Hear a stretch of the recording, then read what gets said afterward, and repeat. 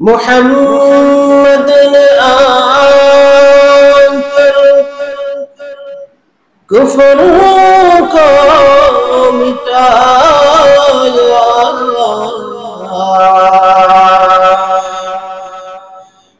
کفر کو مٹا کر صداقت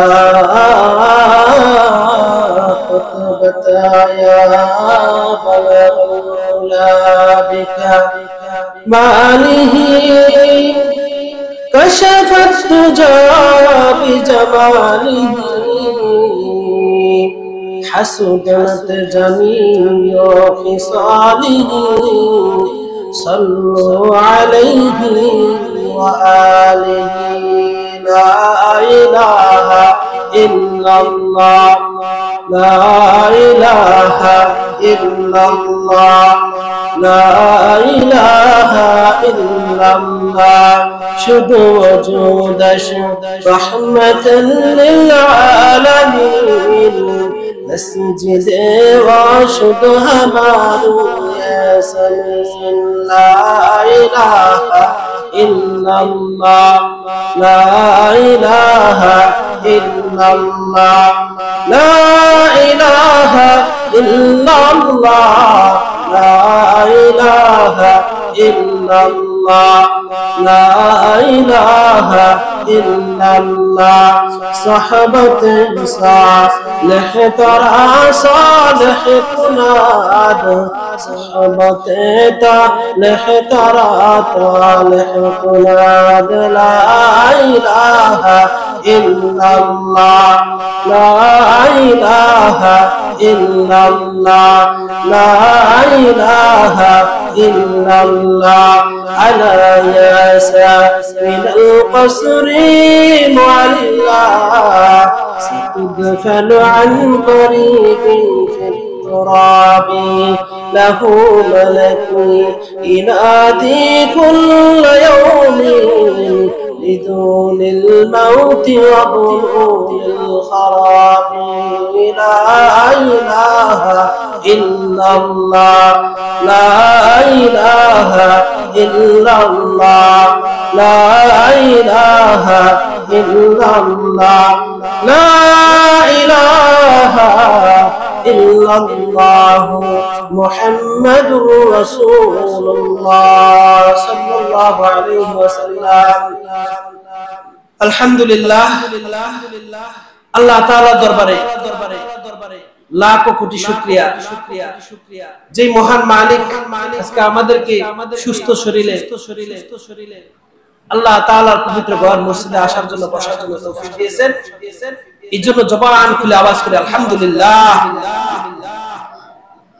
সম্মানিত হাজরিন, আলোচনা চলতেছিল রাসূলুল্লাহ সাল্লাল্লাহু আলাইহি ওয়াসাল্লামের জীবনী নিয়ে।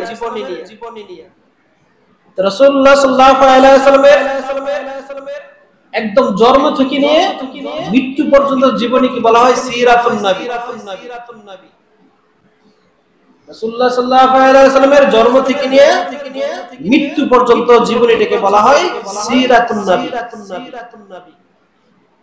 এই 63 বছর জিন্দেগি, মোট হায়াত পেয়েছিলেন 63 বছর। 63 বছর জিন্দেগিটা আবার 3 ভাগে ভাগ হয়ে গিয়েছিল। আমি গত সপ্তাহে আলোচনা করেছিলাম। প্রথম 40 বছর এটা নবুয়তের আগের জিন্দেগি ছিল আল্লাহর হাবিব। 40 বছর পর্যন্ত আল্লাহর হাবিবের কাছে কোনো ওহী আসে নাই। 40 বছর পূর্ববর্তী জিন্দেগি বলা হয় কবলান নবুয়াত, নবুয়তের পূর্ব জিন্দেগি। আর নবুয়তের পরের জিন্দেগি বলে বাদান নবুয়াত, নবুয়তের পরের জিন্দেগি। এই নবুয়তের পরের জিন্দেগি হইল তাহলে মোট 63 বছর জিন্দেগি পাইছেন, হায়াত পাইছেন। 40 বছর জিন্দেগিতে 40 বছর জীবনের মধ্যে আল্লাহর হাবিবের কাছে ওহী আসে নাই। আল্লাহ তাআলার কোরআনের যে আয়াত কোরআন নাজিল হয়েছে আল্লাহর হাবিবের কাছে, এরকম কোন আয়াত নাজিল হয় নাই 40 বছর পর্যন্ত।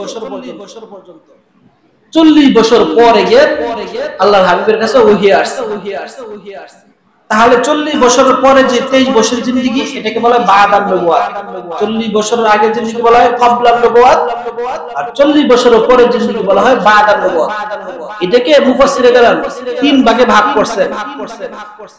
40 বছরের জিন্দেগি ক্বাবলান নবুয়াত, এরপরে উনি এই 40 বছর পরে আরো যে বাকি সময়টা নবুয়াত নাযিল হয়েছে, ওহী নাযিল হয়েছে আল্লাহ তাআলার পক্ষ থেকে, এই 13 বছরের জিন্দেগি আবার মক্কায় কাটে।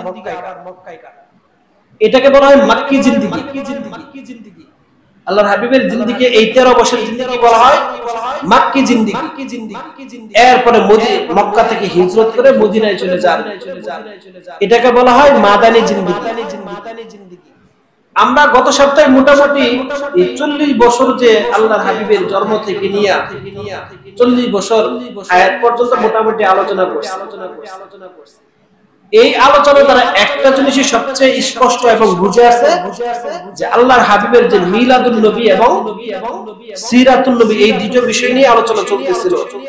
আমাদের দেশে এই দুইটা বিষয় নিয়ে বেশি মাতামাতি হয়।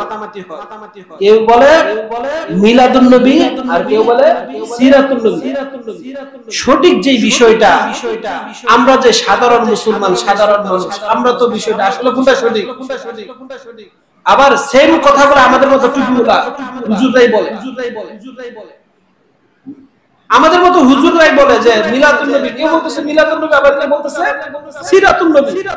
সাধারণ মানুষগুলা বলে কিন্তু আমরা কোথায় যাব? আপনারাই তো বলতেছেন, কেউ বলতেছেন মিলাদুন নবী, কেউ বলতেছেন সিরাতুন নবী। আমরা কোন দিকে যাব? আমরা কি মিলাদুন নবী করব নাকি সিরাতুন নবী করব? এই বিষয়টা একদম পুরা থেকে ইতিহাস আমরা জানি না দেখে আজকে আমরা এই দ্বন্দ্বে পড়ে আছি। আমরা যারা আজকে মিলাদুন নবী বলতেছি, মিলাদুন নবী, মিলাদুন নবী, আসলে তো মিলাদুন নবী আল্লাহর হাবিব দুনিয়াতে আসেন, তো মিলাদি। মিলাদুন নবী শব্দের অর্থ হলো আল্লাহর নবীর জন্ম। মিলাদুন নবী শব্দের অর্থ হলো আল্লাহ রাসূলের জন্ম। মিলাদ শব্দের অর্থ হলো জন্ম। নবীর তো নবী, নবীর জন্ম। এখন ঈদে মিলাদুন নবী কে বলে? ঈদ অর্থ খুশি, খুশি, আনন্দ। ঈদে মিলাদুন নবী বলতে বলতেছে যে নবীর জন্মে খুশি, আনন্দ। এটা আমরা খুব বুঝছি, এটা খুব বুঝে পাইতেছি। এটা আমাদেরকে কিছু চাটুকদার আছে, বাহিজের এতেমটা আছে, এটা খুব বুঝাইতেছে যে মিলাদুন নবী বলে তোমরা নবীজির মিলাদ। ঈসা আলাইহিস সালামের ধর্মে খ্রিস্টানরা ঈসা নবীকে খ্রিস্টানরা বলে। ঈসা কি খ্রিস্টানদের নবী না? আমাদের সবার নবী। ঈসা আলাইহিস সালাম কি শুধু খ্রিস্টানদের নবী? সমস্ত বিশ্ব বাহাদের মুসলমান সবার নবী। ঈসা আলাইহিস সালাম সবার নবী। বিষয়টা বুঝেন না। ঈসা আলাইহিস কি আপনি নবী হিসেবে মানেন না? উনি শুধু কি মানে খ্রিস্টানদের নবী না, উনিও আল্লাহ তাআলা নবী হিসেবে দুনিয়াতে পাঠাইছিলেন। উনি যে একজন আল্লাহর নবী ছিলেন এটা আমরা বলি, উনিও একজন নবী। তো ঈসা আলাইহিস সালামের জন্মদিন একটা বড়দিন। এরা কি কয়? বড়দিন। বড়দিন মানে জন্মদিন। এটা তো জানেন আমাদের দেশে বলি গারো। আমরা গারো বলি না, মানে আমরা তো আমাদের দেশে আমাদের হালুয়াঘাটের দিকে গারো বলে। উপজাতি, কেউ বলে উপজাতি, আর একদম শুদ্ধ বা বাংলা উচ্চারণ হলো খ্রিস্টান। এরা ঈসা আলাইহিস সালামের জন্মদিন পালন করে এবং এটা ওরাই শুরু করছে। ওরা শুরু করছে যে আল্লাহর পুত্র ঈসা জন্মগ্রহণ করছে। এটা অনেক লম্বা ইতিহাস আছে। এরা শুরু করছে। এখন খ্রিস্টানরা তাদের নবীর ধর্ম পালন করে, মুসলমানদের মধ্যে পেঁচ লাগাইবে না। তারা কি বসে থাকবো? সহজ সরল মুসলমানদের ভিতরে পেঁচ লাগাইবে, তারা কি বসে থাকবে? কিভাবে পেঁচ লাগানো যায়, কার মাধ্যমে লাগানো যায়, সব আলোচনাটা সর্বশেষ করা দরকার। যে এই যে মিলাদুন নবী যে আমাদের দেশে পালন করা হয়, আমি গত সপ্তাহে আলোচনা করছিলাম মিলাদুন নবী কি পালন করার বিষয় না আলোচনার বিষয়? আলোচনার বিষয়। রাসূল সাল্লাল্লাহু আলাইহি ওয়াসাল্লাম জন্মের সময় কি কি করছে, অলৌকিক ঘটনা কি কি করছে, আল্লাহর হাবিব যে দুনিয়াতে আসে আল্লাহ তাআলা কি কি ঘটনা প্রকাশ করছে, আল্লাহ রাসূলের মাধ্যমে কি কি ঘটনা প্রকাশ পাইছে, মার গর্ভে যখন আসছে তখন কি কি ঘটনা প্রকাশ পাইছে, আমি গত জুমায় বলছিলাম। এইগুলো হলো উম্মতের জন্য আলোচনার বিষয়, আমলের বিষয় না, পালনের বিষয় না।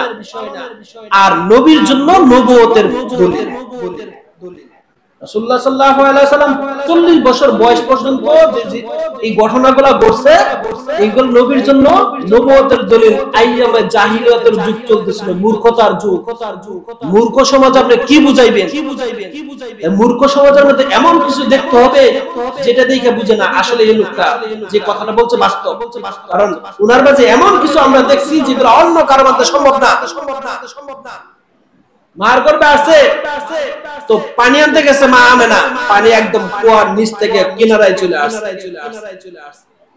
অন্যান্য মহিলা রাসূলুল্লাহ সাল্লাল্লাহু আলাইহি ওয়াসাল্লাম আর আমেনার অনেক সময় পায়ে বসছে, আমেনা তুমি কুয়ার পাশ থেকে যাও না, তুমি যখন চলে যাও পানি আবার নিচে চলে আসে, তুমি যখন আসো তো কুয়ার পানি নিচ থেকে উপরে চলে আসে, তুমি একটু দাঁড়ায় থাকো, আমাদের বালতিগুলো বেরে নেই। এটা রাসূল সাল্লাল্লাহু আলাইহি ওয়াসাল্লাম মার গর্ভে আসার পর এই কাহিনীগুলো ঘটেছে। আমেনা বলেন যে এর আগে কখনো এই সমস্ত কাহিনী ঘটে নাই। যখন শিশু মুহাম্মদ সাল্লাল্লাহু আলাইহি ওয়াসাল্লামের গর্ভে আসে তখন থেকে এই সমস্ত ঘটনা ঘটতেছে। তাহলে এই ঘটনাগুলো নবীর জন্য নবুয়তের দলিল। এগুলো আল্লাহ তাআলা ঘটাইতেছেন। আল্লাহর হাবিব তো বলবেন যে আল্লাহ তাআলা তোমাদের কাছে আমাকে নবী হিসেবে প্রেরণ করেছেন। এটা বললেই কি মানুষ মেনে নিবে?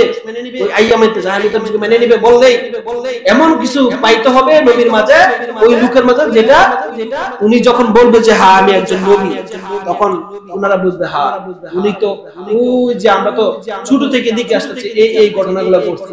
উনি যখন মা আমেনার গর্ভে আসছিল এই ঘটনাগুলো প্রকাশ পাইছে। উনি তো কোনো সাধারণ ব্যক্তি না, উনি একজন আল্লাহর পয়গম্বর, আল্লাহর পক্ষ থেকে উনিকে বিশেষ করে পাঠাইছে। উনি সত্যি যে কথাগুলো বলতেছেন আল্লাহর পয়গম্বর একজন। এরকম অনেক ঘটনা ঘটাইছে। বলছিলাম কত সপ্তাহে মার গর্ভ থেকে যখন আসছে নার কাটা অবস্থায় আপনি আমার দ্বারা সম্ভব না। মার গর্ভে আসছে খতনা করা অবস্থায়, খতনা করা। আমাদের বাচ্চারা 5 বছর 6 বছর 7 বছর 10 বছর 12 বছর এরকম বাচ্চাদেরকে আমরা মুসলমানি করাই, খতনা করাই, যেটাকে শুদ্ধ ভাষা বলে খতনা। আমাদের দেশে বলা হয় মুসলমানি। নবীজি মার গর্ভ থেকে মুসলমানি করা অবস্থায় আসছে, আপনার দ্বারা সম্ভব? এই সমস্ত ঘটনা আল্লাহ তাআলা ঘটাইতেছেন নবীজির নবুয়তের দলিল হিসাবে। 40 বছর পর যখন নবীজি বলবো যে আমি আল্লাহ তাআলা তোমাদের কাছে আমাকে পয়গম্বর হিসেবে পাঠাইছে, কেউ যেন অস্বীকার করতে না পারে। হঠাৎ করে যদি আমি আপনাদের সমাজে মোটামুটি আমাকে অনেকদিন ধরে চিনেন, আরেকটা সমাজে কিন্তু আমি হঠাৎ করে বলি যে আমি একজন বড় আলেম, বড় মুফতি সাহেব, আমরা কি বিশ্বাস করে নেবে? প্রমাণ চাইবে না?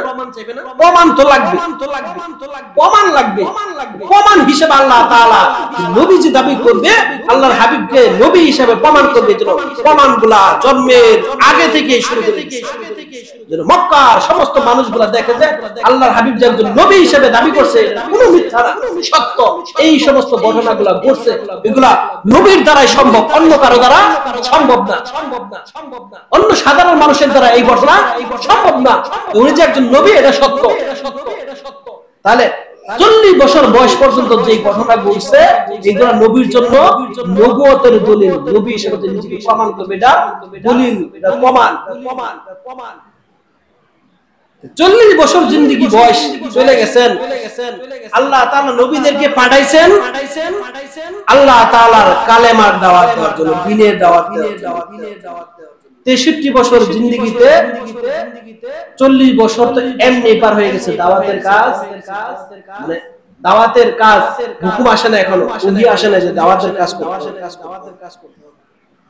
নবীজির সংবাদ, জন্মের সংবাদ শুনি না আবু লাহাব, রাসূলুল্লাহ সাল্লাল্লাহু আলাইহি ওয়াসাল্লাম চাচা, রাসূলুল্লাহ সাল্লাল্লাহু আলাইহি ওয়াসাল্লাম জন্মগ্রহণ করেছেন, শুনছেন দাসী কাজের মেয়ে, যেটা আমরা সহজে চিনি, কাজের মেয়ে সংবাদ দিছে গিয়ে আপনার ভাতিজা তো জন্মগ্রহণ করছে।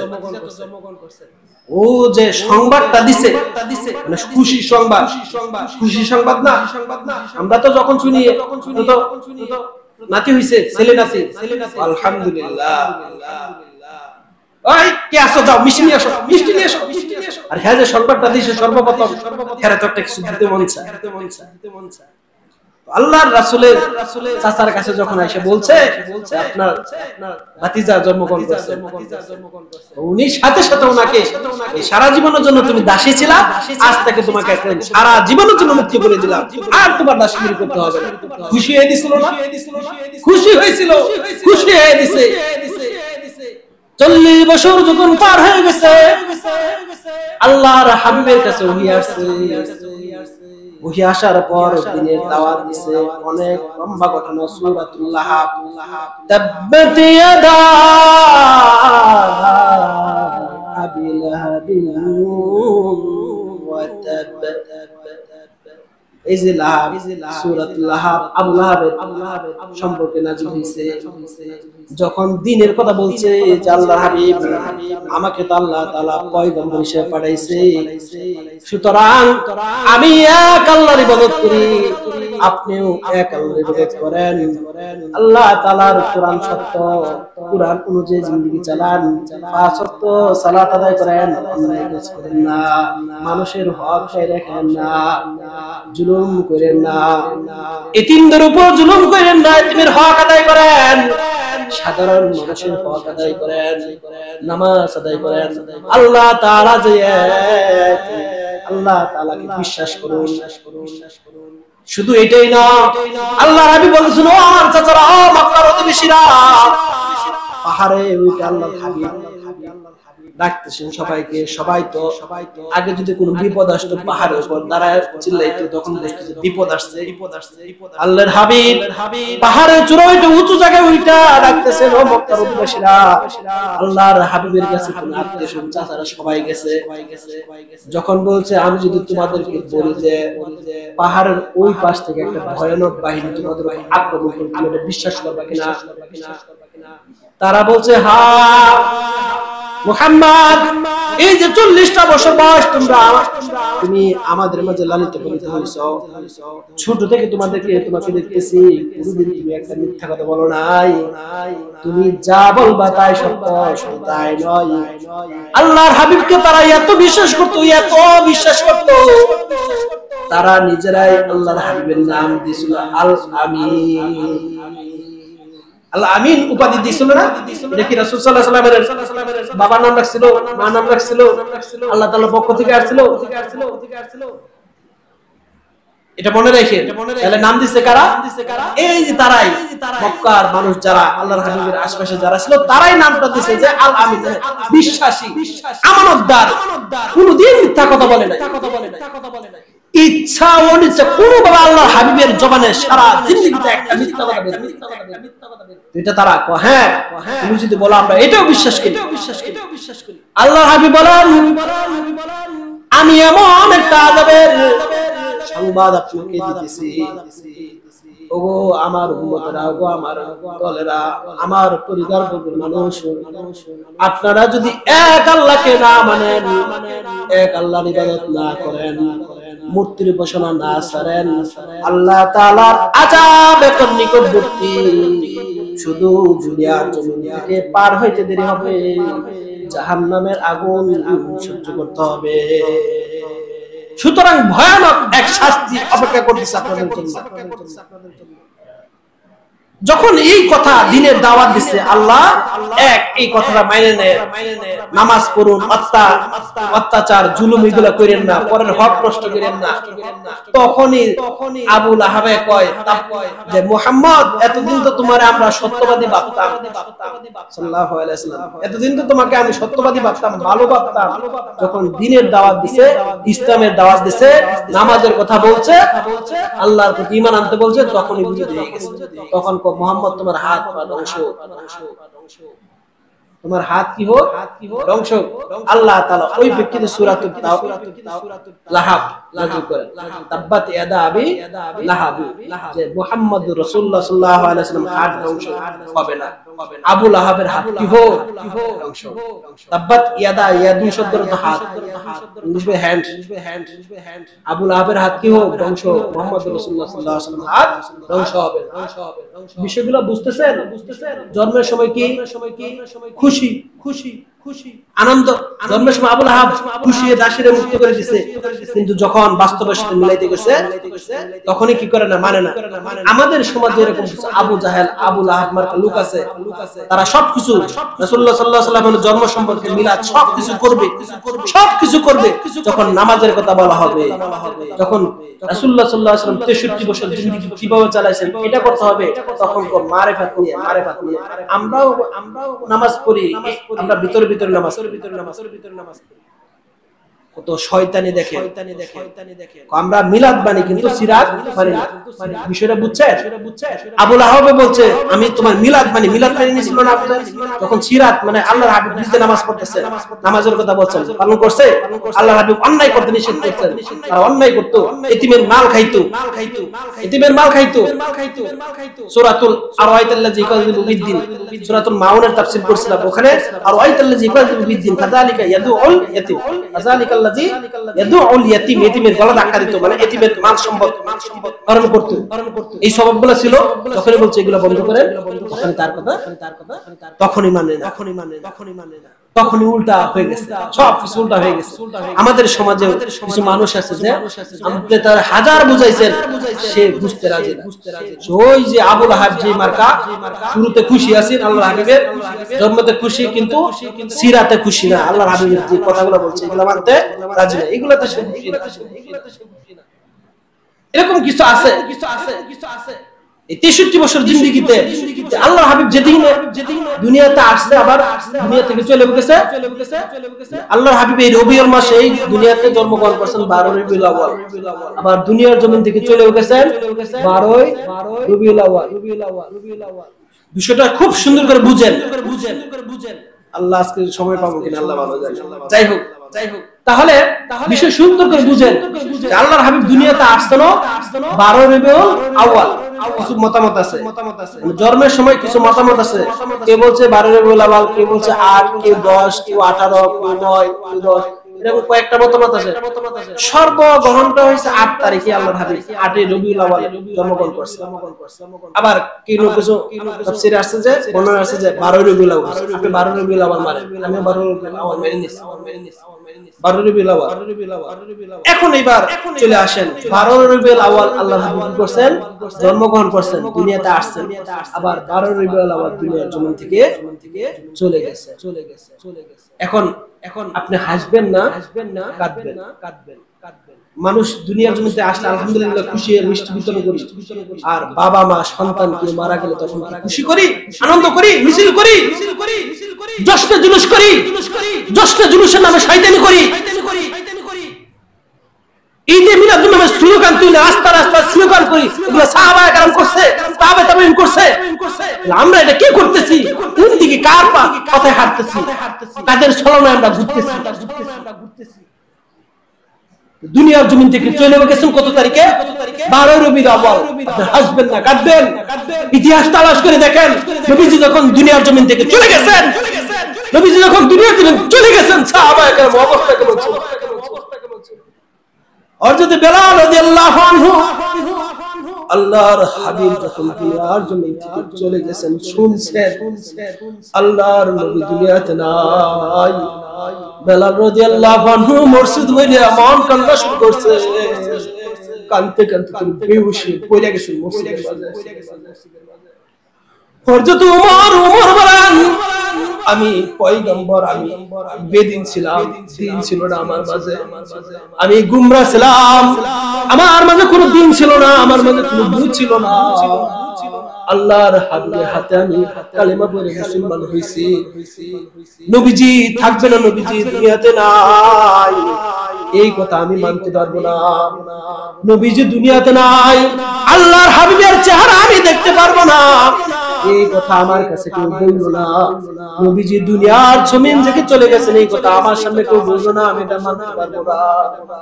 কিছু বাবা আছে না, কিছু সন্তান যে আমার বাবা মারা গেছে এটা সহ্য করতে পারে না। সাহাবায়ে কেরাম বেহুশ হয়ে গেছেন, তলোয়ার নিয়ে দাঁড়ায় গেছেন। আল্লাহর হাবিব দুনিয়ার জমিন থেকে চলে গেছেন, এটা মানতে পারবো না।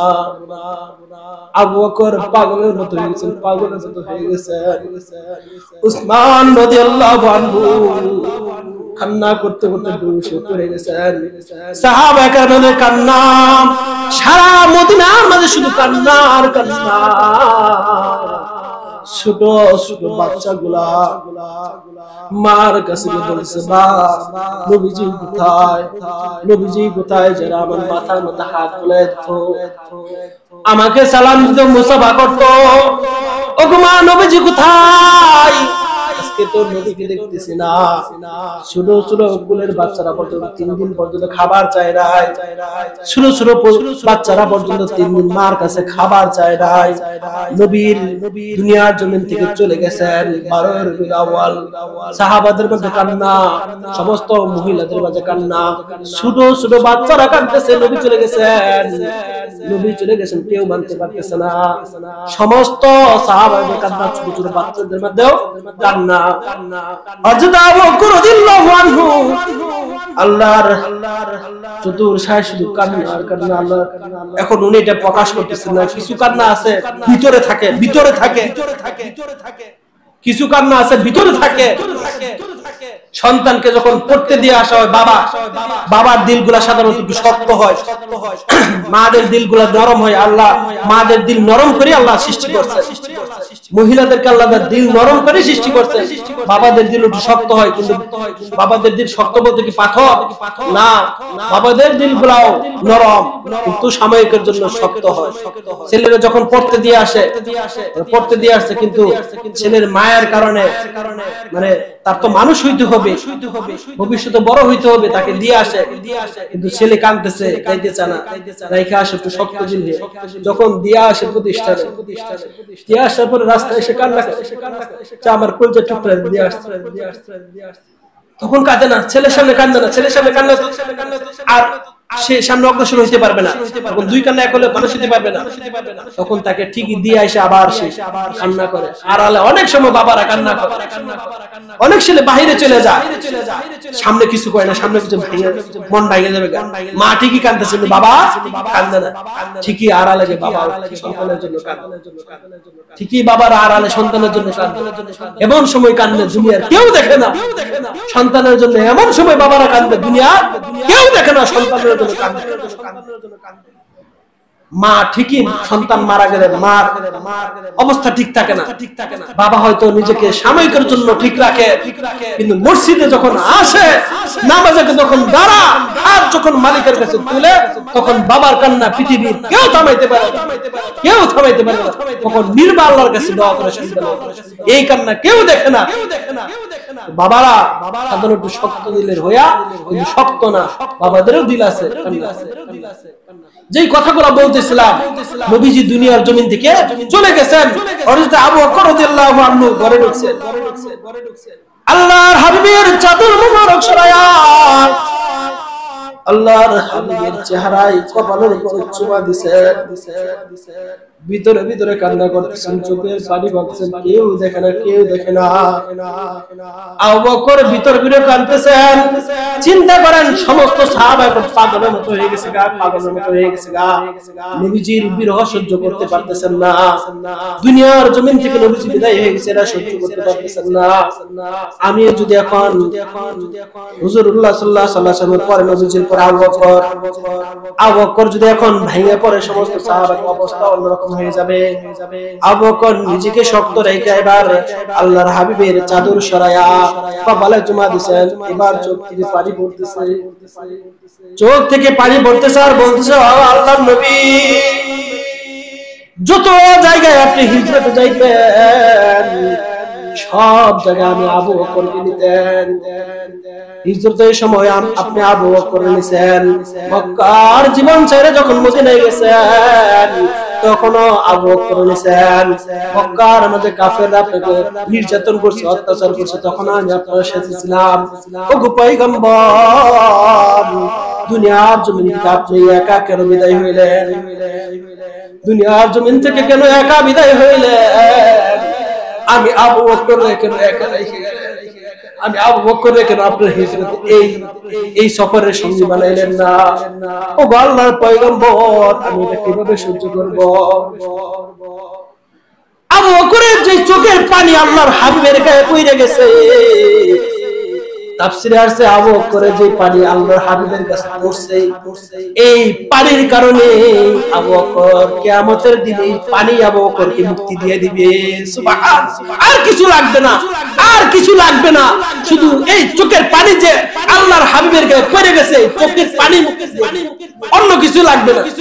অন্য কিছু তার অনেক আমল করে সারা পৃথিবীর জাহানের মানুষের আমল নামা যদি এক পাল্লায় করা হয়, এক পাল্লায়, তাহলে আবু বকর রাদিয়াল্লাহু আনহু হিজরতের দিন হেরা গুহায় আল্লাহর হাবিবের সাথে এক রাত্র ছিলেন, ওই আমল একদিনের আমল যদি আরেক পাল্লায় রাখা হয়, সারা পৃথিবীর মানুষের আমল যদি আরেক পাল্লায় রাখা হয়, একদিনের হিজরতের দিনের একদিনের আমল সবচেয়ে ভারী হয়ে যায়। একদিনের আমল সারা পৃথিবীর বাসী কেমন করছিলেন, অনেক ঘটনা শুনছেন। আল্লাহর হাবিবের কাছে গেছেন, একটা করতে গেছে, তো চতুর্দিকে ছোট ছোট গর্ত ছিল, এক সাপ, ঘটনা শুনছেন। এটা একটা ঘটনা, আমি জাস্ট ঘটনা যেভাবে বর্ণিত সেভাবে বলতেছি, একদম বিত্তিসহ এরকম না, কিন্তু এরকম একটা ঘটনা ঘটছে, বলতেছি শুনে। এক সাপ আল্লাহর হাবিবকে দেখা, এটা অনেক লম্বা ইতিহাস আছে, ছুটি করে বলতেছি, সময় নাই, কারণ কথা আছে। সাপ আল্লাহর হাবিবকে দেখার জন্য এই গুহায় আসবে, আর অন্য বর্ণনা আছে, বর্ণনা আছে এই গুহায় আল্লাহর হাবিব আসবে। ওই সাপ এরকম শত শত বছর ধরে অপেক্ষা করতেছে এই নবীকে দেখার জন্য, এই নবীকে দেখার জন্য অপেক্ষা করতেছে। এখন ছিদ্র বানায় রাখছে চতুর সাইডে। আবু বকর রাদিয়াল্লাহু আনহু যে জামা ছিল, এই জামা ছিঁড়ে সমস্ত গর্তগুলা বন্ধ করছে, কিন্তু একটা ছিদ্র বন্ধ করতে পারে না, একটা বাকি রয়ে গেছে, ওইটা নিজের পাও দিয়ে বন্ধ করে দিয়েছে। তো সাপ তো নবীকে দেখার জন্য অস্থির হয়ে গেছে, এদিক সেদিক। তো আল্লাহর হাবিব ক্লান্ত শরীরে আবু বকর রাদিয়াল্লাহু আনহু পুরাতে ঘুমিয়ে গেছেন। আর এদিক দিয়ে সাপ দিতেছে নবীকে দেখার জন্য। বর্ণনা তো এই ছুটাছুটি করতেছে সাপ, আর এদিকে দেখতে পারতেছে না, কারণ একটা ছিদ্র পা দেয়, ওরা সব ছিদ্র দেখা যায়, বের হইতে পারে না। একটা ছিদ্র আছে, ওটার মধ্যে কাপড় নাই, ওদের মানুষের সাপ তো বুঝে। তো ওই জায়গায় ছুবল দিছে, ছুবল পাউডার জন্য সরায় ফেলে, নবীকে দেখবে। তো বিষাক্ত সাপের সুপুরে ছুবলে আবু বকর রাদিয়াল্লাহু আনহু সমস্ত শরীর বিষে নীল হয়ে গেছে। কিন্তু আবু বকর রাদিয়াল্লাহু আনহু যে পাও সরান নাই। কেন? আল্লাহর হাবিব পুরাতের মধ্যে শুয়ে ঘুমিয়ে গেছে। আল্লাহর হাবিবের ঘুম নষ্ট হবে, ঘুম ভাঙবে, এটা উনি মানতে পারতেছেন। আবু বকর রাদিয়াল্লাহু আনহু বিষের কারণে উনি টিকতে পারতেছেন না, চোখ দিয়ে পানি পড়তেছে। চোখের পানি পড়তে পড়তে আল্লাহর হাবিবের গায়ে এক ফোঁটা পানি পড়ে গেছে। গরম পানি, চোখের পানি গরম হয়, আল্লাহর হাবিবের গায়ে গরম পানি পড়ে গেছেন। আল্লাহর হাবিব সজাগ হয়ে গেছেন। চা দেখেন আবু বকরের চেহারা নীল হয়ে গেছে। কি আবু বকর, কি ব্যাপার, কি হয়েছে?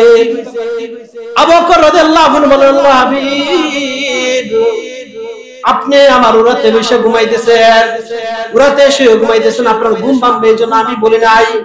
বিষাক্ত সাপ না আমার পায়ে দংশন করছে। আল্লাহর হাবিব বলেন, আবু বকর, কোথায় কামড় দিছে, কোথায়? সমস্ত শরীর বিষে নীল হয়ে গেছে। আল্লাহর হাবিব যেখানে সুবহ দিছে ওখানে নিজের লালা মুবারক, থুতু মুবারক লাগাই দিছে। সাথে সাথে আবু বকরের বিষ নিবন হয়ে গেছে। আবু বকর বলতেছেন, হিজরতের সময় আমাকে সাথে নিছেন, দুনিয়ার জমিন থেকে কেন একা কেন আমাকে সাথে নিয়ে গেলেন? এটা মেনে নিতে পারতেছেন?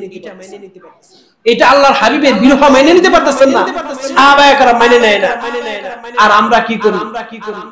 আমরা 12 তারিখ 12 রবিউল আউয়াল আল্লাহর হাবিব দুনিয়ার জমিনে আসছেন, আবার 12 রবিউল আউয়াল চলে গেছেন। পূর্ণতা পালন করবে। কোনটা পালন করবেন? মিলাদুন নবী। মিলাদুন নবী যদি পালন করতে জানতেন, মিলাদুন নবীতে খুশি, জশ্নের জুলুস, খুশি। আবুল আহাব ছিল, আবু জাহেল ছিল, উতবা, শাইবা, মক্কার কাফেররা সবাই খুশি ছিল। আবার যখন 40 বছর জিন্দেগি পর্যন্ত ওহী নাযিল আসে নাই, এই কথা মুহাম্মদ রাসূলুল্লাহ সাল্লাল্লাহু আলাইহি ওয়াসাল্লাম চরিত্র দেখা সবাই খুশি, সবাই খুশি, কেউ বিরোধিতা করছে না। যখন ইসলামের দাওয়াত দিছে, সঠিক কথাগুলো বলছে, তখনই বিরোধী হয়ে গেছে, তখনই বিরোধী হয়ে গেছে। আমাদের সমাজে এগুলো আছে, আমাদের সমাজে এগুলো আছে। মিলাদুন নবী মানে রাসূলুল্লাহ সাল্লাল্লাহু আলাইহি ওয়াসাল্লামের জন্ম, আর সিরাতুন নবী মানে রাসূলুল্লাহ সাল্লাল্লাহু আলাইহি ওয়াসাল্লামের জীবনের ইতিহাস। রাসূল কি করে গেছেন, কি বলছেন, উম্মতকে কি করতে বলছেন, জীবনের শেষ মুহূর্তে কি বলছেন, জীবনের শেষ মুহূর্তে রাসূলুল্লাহ সাল্লাল্লাহু আলাইহি ওয়াসাল্লাম কি বলছেন। আমরা বাবার ওসিয়ত করে জানা সন্তানদের একদম মুমূর্ষু অবস্থায় জীবনের শেষ মুহূর্তে যে তোমার অমুকের বোনের পরিশিষ্ট দিয়ে দিবা, অমুককে দিবা, অমুকের সাথে এটা করবা, অমুক আমার কাছে ডাকাবা, এই কাজগুলো করবা, এটা করো না, এই কাজগুলো বাবা অনেক সময় সন্তান ওসিয়ত করে যারা। রাসূলুল্লাহ সাল্লাল্লাহু আলাইহি ওয়াসাল্লাম জীবনের শেষ মুহূর্তে কি ওসিয়ত করে গেছে? জীবনের শেষ মুহূর্তে বলেন আসসালাত, আসসালাত, উম্মত নামাজ পড়ো, নামাজ পড়ো, নামাজ ছাড়ো, নামাজ ছাড়ো, নামাজ ছাড়ো। আজকে আমরা মারফতির নামাজ বানাই নিছি, মারফতির নামাজ। এইটা কাদেরই। আপনি কিছুদিন আগে দেখছেন মোটামুটি নূরা পাগলা লাশ পোড়ায় দিছে, হ্যাঁ, ঘটনা শুনছেন না? আস্তে আস্তে খ্রিস্টান ধর্ম চালু করতেছে। আরেকটা ভালো করে তথ্য দেই, আমাদের মসজিদে বা আশপাশে গ্রামে আপনারা বাইবেল আছে, বাইবেল আর ইনজিল এগুলো ছিল আগে। আপনারা তো অনেক মুরব্বী আছেন, কোন সময় ইনজিল বাইবেল এগুলো পাইছিলেন গ্রামে এলাকায়? এখন অহরহ হয়ে গেছে না? এখন আমাদের মসজিদে ইনজিল পাওয়া যায় কিনা? পাওয়া যায়। এগুলো কাদের চালনা? কাদের? ওই ইহুদি খ্রিস্টানদের চাল মুসলমানদেরকে দুর্বল করে ফেলবে, মুসলমানদের ঈমান দুর্বল করে ফেলবে। আপনারা এগুলো নিয়ে গুটাগুটি করবেন, মুসলমানদের মধ্যে একটা দল তৈরি করে দিবে, তৈরি করে বিভেদ তৈরি করে দেবে, আর তারা মজা মারবে। ওরা কোনো বিরোধ নাই, ওরা কোনো বিরোধ নাই। ইহুদি খ্রিস্টান কোন ইসরায়েল ট্রাম্পের খ্রিস্টানেরা যে ইহুদি, ওদের মধ্যে কোনো বিরোধ আছে?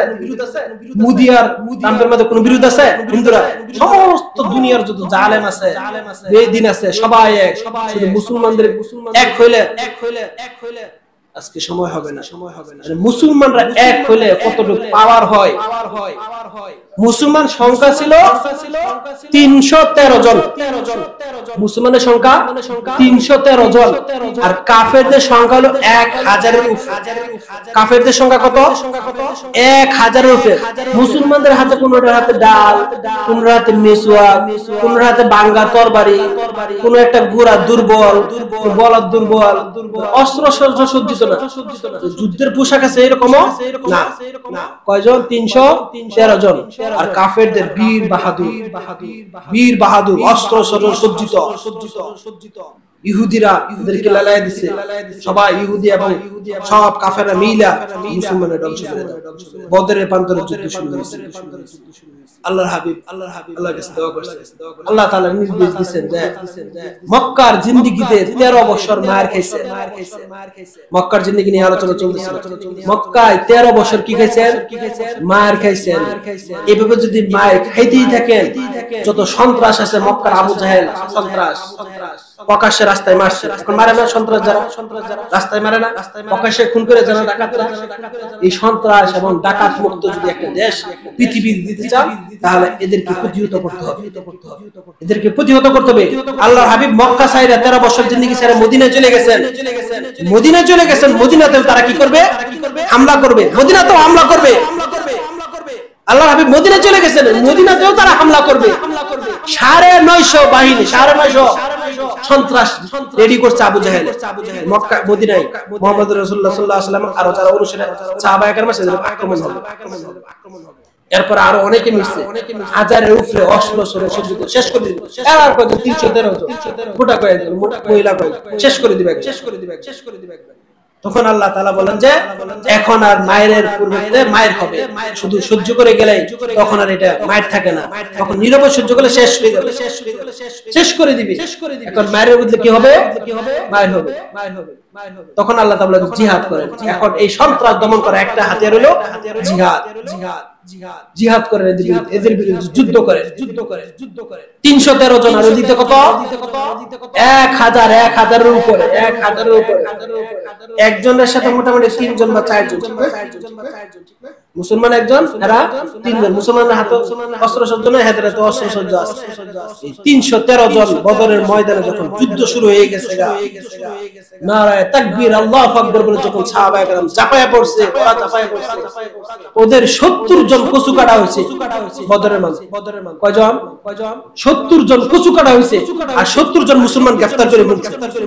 আবু জাহেল যে মারছে, আবু জাহেল যে মারছে শয়তান রে, এই শয়তান মারছে দুই ছোট ছোট বাচ্চা। আবু জাহেল যে মারছে বড় কোন বাচ্চা না, ছোট দুজন মারছে।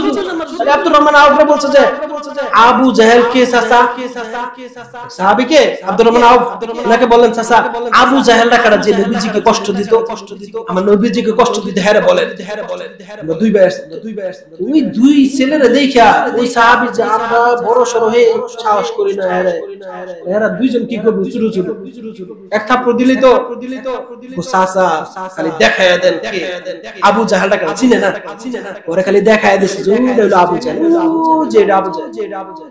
দুই ভাই মুআজ আর মাস বাস পাখি আছে না, ছুবল মারে, যেভাবে ছুবল মারে দুই ভাই উড়ন্ত পাখির মতো চাপায় আবু জাহেল। মুহূর্তের মধ্যে ঘোড়ার নিচে দিছে, পাও এইটা নিচে পড়ে গেছে, একদম দুই ভাই মুহূর্তের মধ্যে তছনছ করে ফেলছে। আবু জাহেল শেষ। এবার কাল্লাটা কাইটা নবীজির কাছে নিয়ে গেছে, এটা আপনাকে শাস্তি দিত না, কাল্লা কাটবে। যখন কাল্লা কাটে তখন আবু জাহেল কয় এই আমার কাল্লাটা ছোট করে কাটিস না। শয়তান কি কয়, আমার কাল্লাটা ছোট করে কাটিস না। মরার সময় কালিমা না পড়া ভিন্ন কিছু বলে, রাজনীতির দিকে চলে যাবে। আমি তো রাজনীতি করি, মরার সময় কালিমা না পড়া মানে কি পড়ছে আপনারা অনেকেই দেখছেন। আওয়ামী লীগ করে, কেউ আছে বিএনপি করে, কেউ জাতীয় পার্টি, কেউ জামাত, কেউ হেফাজত, অনেক করে, কিন্তু কালিমা না পড়ে নিজের দলের নাম বলে। মৃত্যুর সময় সে দলের নাম বলে, কখনো সে কালিমা বলে না। কত বড় জাহেল, কত বড় জাহেল! কালিমা না পড়ে সে দলের নাম পড়ে অমুক দল, অমুক দল। আবু জাহেলে মারার সময় কি কয়, আমার গাটটা যখন কাটবি তখন ছোট করে কাটিস না, বড় করে কাটিস। যখন আমি মক্কার মধ্যে লিডার ছিলাম, এটা যেন সবাই কত বড় জাহেল। ছোট দুই বাচ্চা মুআজ এবং মাস মুহূর্তের মধ্যে শেষ। আরো এখানে অনেক লম্বা ঘটনা আছে। একবার হাত পড়ে গেছে গা, এই হাত পাও দে টান দে ছিঁড়ে ফেলে, এরপরে দৌড় দিছে, শেষ করে দিবে। আল্লাহর হাবিবের মনে কষ্ট দিছে। তাহলে 13 বছর মক্কার মধ্যে কি খাইছে? মায়ের খাইছে, সহ্য করছে। আল্লাহ তাআলার পক্ষ থেকে এটা বিধান ছিল যে আপনি দাওয়াত দিবেন, তাবলীগের দাওয়াত দিবেন, সব কথা বুঝাবেন। আপনার উপর ওহী নাযিল হয়েছে, কোরআন নাযিল হয়েছে, তাদেরকে বলবেন, তারা আপনাকে অত্যাচার করবে, নির্যাতন করবে, কিন্তু কি নেওয়া যাবে না, প্রতিশোধ নেওয়া যাবে। মানুষকে শুধু বুঝাবেন আর ঈমানের, দ্বীনের দাওয়াত দিবেন। আল্লাহর হাবিব শুধু দ্বীনের দাওয়াতই দিয়ে গেছে। 13 বছর